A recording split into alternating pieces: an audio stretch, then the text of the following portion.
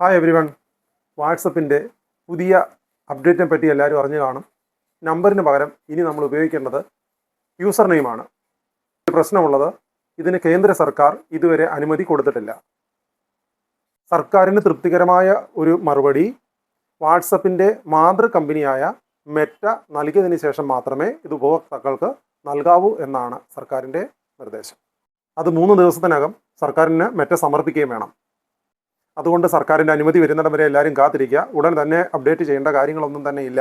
കാര്യം അതുമൂലം ഒരുപാട് തട്ടിപ്പുകളൊക്കെ നടക്കുന്ന സാഹചര്യത്തിലാണ് സെൻട്രൽ ഗവൺമെൻറ് ഈ ഒരു തീരുമാനം എടുത്തിരിക്കുന്നത്.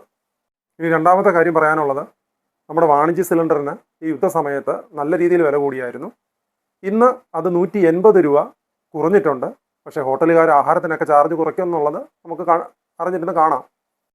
മൂന്നാമതായി പെട്രോളിനും ഡീസലിനും വില കുറച്ചിട്ടുണ്ട്. അത് കുറച്ചേക്കുന്നത് നയാര എനർജിയാണ്. എന്നാൽ Hindustan petroleum, Indian oil corporation, Bharat petroleum ഇവരൊന്നും വില കുറച്ചിട്ടില്ല.